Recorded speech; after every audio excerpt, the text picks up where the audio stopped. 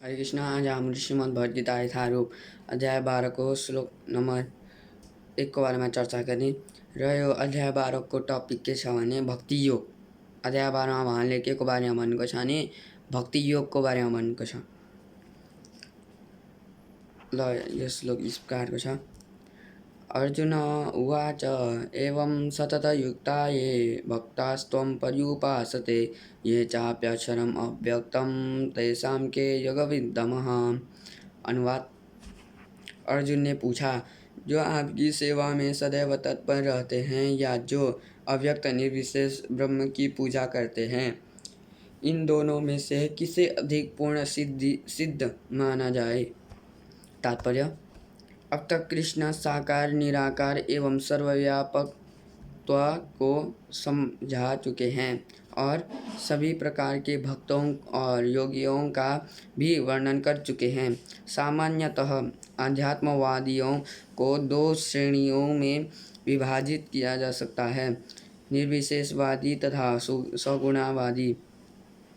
सगुणावादी भक्त अपनी सारी शक्ति से परमेश्वर की सेवा करता है।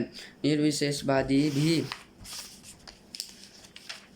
कृष्ण की सेवा करता है, किंतु प्रत्यक्ष रूप से न करके वह अप्रत्यक्ष निर्विशेष ब्रह्म का ध्यान करता है। इस अध्याय में हम देखेंगे कि परम सत्य की अनुभूति की विभिन्न विधियों में भक्ति योग सर्वोत्कृष्ट है। यदि कोई भगवान का सान्निध्य चाहता है तो उसे भक्ति करनी चाहिए। जो लोग भक्ति के द्वारा परमेश्वर की प्रत्यक्ष सेवा करते हैं वे सगुणावादी कहलाते हैं। जो लोग निर्विशेष ब्रह्म का ध्यान करते हैं वे निर्विशेषवादी कहलाते हैं। यहाँ पर अर्जुन पूछता है कि इन दोनों में से कौन श्रेष्ठ है। यद्यपि परम सत्य के साक्षात्कार के अनेक साधन हैं, किंतु इस अध्याय में कृष्ण भक्ति योग को सबों में श्रेष्ठ बताते हैं। यह सर्वाधिक प्रत्यक्ष है और ईश्वर का सान्निध्य प्राप्त करने के लिए सबसे सुगम साधन है। भगवत गीता के 2वें अध्याय में भगवान ने बताया है कि जीव भौतिक शरीर नहीं है, वह आध्यात्मिक स्फुलिंग है और परम सत्य परम पूर्ण है। 7वें अध्याय में उन्होंने जीव को परम पूर्ण का अंश बताते हुए पूर्ण पर ही ध्यान लगाने के सलाह दी है। पुनः 8वें अध्याय में कहा है कि जो मनुष्य भौतिक शरीर का त्याग करते समय कृष्ण का ध्यान करता है वह कृष्ण के धाम को तुरंत चला जाता है। यही नहीं, 6ठे अध्याय के अंत में भगवान स्पष्ट कहते हैं कि योगियों में से जो भी अपने अंतःकरण में निरंतर कृष्ण का चिंतन करता है वही परम सिद्धि माना जाता है। इस प्रकार प्राय प्रत्येक अध्याय का यही निष्कर्ष है कि मनुष्य को कृष्ण के सगुण रूप के प्रति अनुरक्त होना चाहिए, क्योंकि वही चरम आत्म साक्षात्कार है। इतने पर भी ऐसे लोग हैं जो कृष्ण के साकार रूप के प्रति अनुरक्त नहीं होते। वे दृढ़तापूर्वक विलग रहते हैं, यहाँ तक कि भगवद गीता की टीका करते हुए भी वे अन्य लोगों को कृष्ण से हटाना चाहते हैं और उनकी सारी भक्ति निर्विशेष ब्रह्म ज्योति की ओर मोड़ते हैं। वे परम सत्य के उस निराकार रूप का ही ध्यान करना श्रेष्ठ मानते हैं, जो इंद्रियों की पहुँच के परे है तथा अप्रकट है। ओम अज्ञानतिमिरन्तस्य ज्ञानञ्जनशलाकया चक्षुरुन्मिलितं येन तस्मै श्रीगुरवे नमः। श्रीचैतन्यमनोभीष्टं स्थापितं येन भूतले स्वयं रूपं गदामह्यं ददाति स्वपदान्तिकं। वन्देऽहं श्रीगुरो शिवदपदकमलं श्रीगुरो वैष्णवंश श्रीरूपं सागरजातं सगुणरघुनाथान्वितं तं सजीवं साद्वैतं सावधूतं परिजनसहितं कृष्ण चैतन्यदेवं श्रीराधाकृष्णपादं सगुणललिता श्रीविशाखान्वितं च। हे कृष्ण करुणा सिंधु दीनबंधु जगतपते गोपेशा गोपिका कांत राधा कांत नमस्तुते। तप्त कांचन गौरांगे राधे वृंदावनेश्वरी वृषभानुसुते देवी प्रणमामि हरिप्रिये। पंचकल्पतरोभ्यश्च कृपा सिन्धुभ्य एव च पतितानां पावनेभ्यो वैष्णवेभ्यो नमो नमः।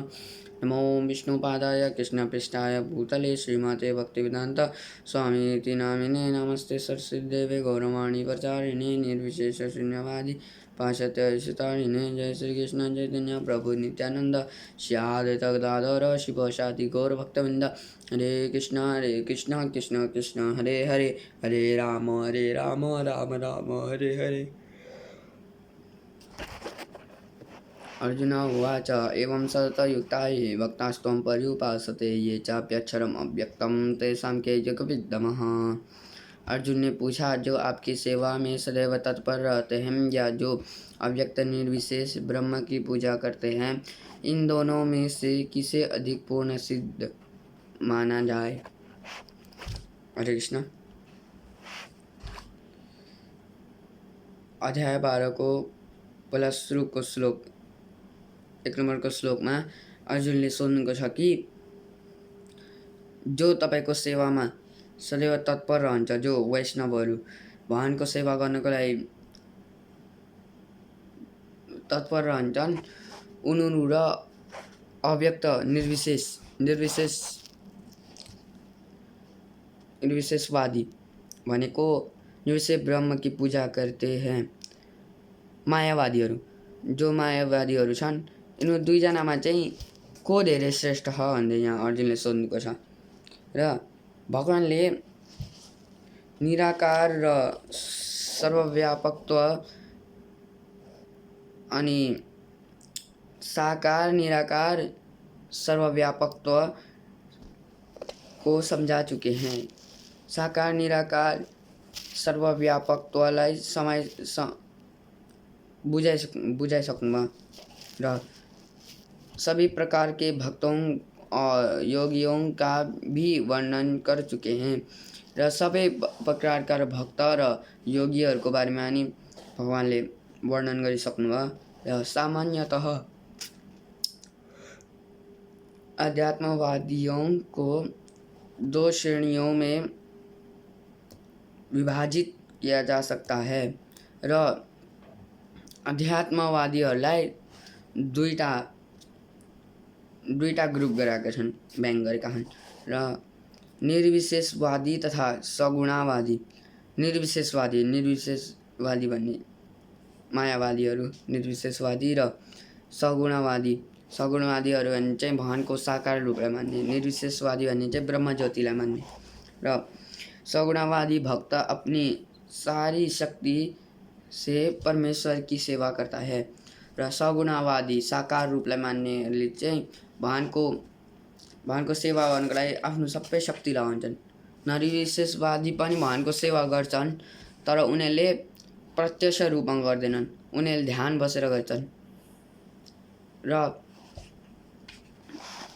अब ध्यान पनि कसरी हुन्छ भन्दाखेरि यहाँ ध्यानको बारेमा अलिकति चर्चा गर्ने। र कोहीले भन्छन् कि हाम्रो हरे कृष्णहरू वैष्णवहरू हामीले मेडिटेसन पनि गर्दैनौँ। अब मेडिटेसन पनि गरेनौँ भने भगवानलाई कसरी पाउँछ भन्ने भन्छन्। यो कतिजनाले सोच्छन् कि तिम्रो मेडिटेसन किन नगरेका, तिमीले ध्यान किन नबसेका भन्दै भन्छन्। र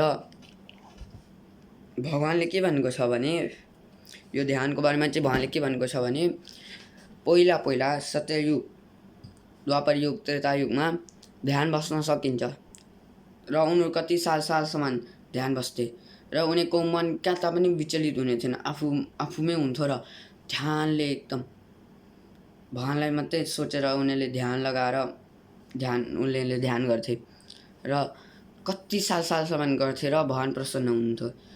र हाम्रो त अब ध्यान बस्यौँ भने धेरै से धेरै 2 घन्टा पनि बस्न सकिन्न।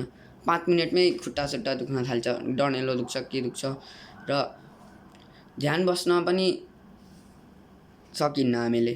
त्यही भएर ध्यान बसिन्न, भगवानको नाम मात्रै लिइन्छ र आँखा एकदम बन्द गरेर भगवानको नाम लिनु नै हामीको लागि ध्यान हो, वैष्णवहरूको लागि, हरे कृष्णहरूको लागि। र ध्यान गरेर मात्रै भगवानलाई प्राप्त गरिन्छ भन्ने छैन, भगवानको नाम पनि लिनुपर्छ। हामीको वैष्णव मान्छे त्यस्तो हो। र ध्यान त गर्दैनौँ भने अनि ध्यान गर्ने युग होइन यो चाहिँ भगवानको नाम लिने युग हो। यो कलियुगमा भगवानको नाम यस्तो महत्त्वपूर्ण छ कि भगवानको नाम लिएर मात्रै तर्न सकिन्छ यो कलियुगमा। र पहिला परीक्षित महाराजको समयमा त्यतिखेर कलियुगले के गर्यो भने परीक्षित महाराजसित मिल्न खोज्यो कलियुग, तर त्यहाँ मिल्न दिएनन् परीक्षित महाराजसित। र उसले के गर्न थाल्यो भने उसले सबै हानि गर्न थाल्यो, सबै बिगार्न थाल्यो परीक्षित महाराजको राज्यमा। र एक दिन उसले के गर्यो भने गाईको खुट्टा काट्दो परीक्षित महाराजको राज्यमा। र गाईको खुट्टा काट्दाखेरि परीक्षित महाराजलाई एकदम रिस उठेर दाउ बोकेर कलियुगलाई आज खतम गरिदिन्छु भन्दै जानुहुन्छ कलियुगसित। र कलियुगसित जान्छ अनि कलियुगसित भेट हुन्छ र उसले हात जोडेर तल बस्छ र टाउको निहुरान्छ र परीक्षित महाराजले भन्नुहुन्छ, परीक्षित महाराजले उसलाई मार्नुहुन्न, किनभने कलियुगभन्दा सजिलो युग अरू केही पनि छैन। अरू युगमा साल हजार सालसम्म तपस्या गर्नुपर्छ, तर कलियुगमा के गर्नुपर्छ, भगवानको नाम मात्रै लिएर पार तरिन्छ। र परीक्षित महाराजले के सोच्नु भने यो कलियुग त राम्रो हो, यसलाई त राम्रो स्थान दिने हो भनेर भन्दाखेरि परीक्षित महाराजले के धेरै डङ्गे स्थान दिनुभयो। सुन पनि दिनुभयो, सुनमा कलियुग बस्छ। र जुवा तास खेल्ने जग्गामा पनि कलियुग बस्छ र असत्य भन्ने जग्गामा पनि कलियुग बस्छ। त्यस्ता जग्गामा कलियुग बस्छ र त्यसो भन्दै दिनुभयो र कलियुगलाई हाँस उठ्यो। होइन, परीक्षित महाराजलाई मनमा खुसी हुन्छ कि मैले आज कलियुगलाई वास दिएँ, अब राम्रो हुन्छ भन्दै खुसी हुनुहुन्छ मनमा। र कलियुग हाँस्छ, एकदम खिसी उडाउँछ र के भन्छ भने तपाईँले मलाई यत्रो जग्गा त दिनुभयो, मनुष्यले भगवानको नाम जप्छन्, कलियुगमा भगवानको नाम जपेर पार तर्छन् भन्दै तपाईँले मलाई यत्रो जग्गा त दिनुभयो, तर मैले उनीहरूलाई भक्ति गर्न दिए पो गर्छन् त। सानामा के हुन्छ, उनीहरू बोल्न सक्दैनन् र बोल्न नसकेर केही पनि गर्न सक्दैनन्, त्यतिखेर भगवानको नाम लिन सक्दैनन्। र अलिकति ठुला भएपछि मैले स्कुल भेजिदिन्छु तिनीहरूलाई। र उनीहरू पढ्छन्, उनीहरूको दिमाग नै पढ्नेमै हुन्छ र 20 वर्षसम्म उनीहरूको यत्तिकै जान्छ जिन्दगी। र 20 वर्ष भएपछि मैले त्यहाँदेखि के गर्छु, बिहे गराइदिन्छु। बिहे गराइसकेपछि छोराछोरी हुन्छन् र छोराछोरीलाई हेर्नु पर्यो। त्यहाँदेखि हेर्दा बुढो हुन्छन् र बुढो भएपछि उनीहरूलाई के हुन्छ, म दुःख हालिदिन्छु। त्यतिखेर दिमाग दुख्ने, टाउको दुख्ने, के दुख्ने, खुट्टा दुख्ने, त्यतिखेर रोग हालिदिन्छु मैले भन्दै भन्छ उसले। र उसले हामीलाई के गर्छ भने कुदाइ हुन्छ। उसले भगवानको नाम जप्ने टाइम नै दिन्न। र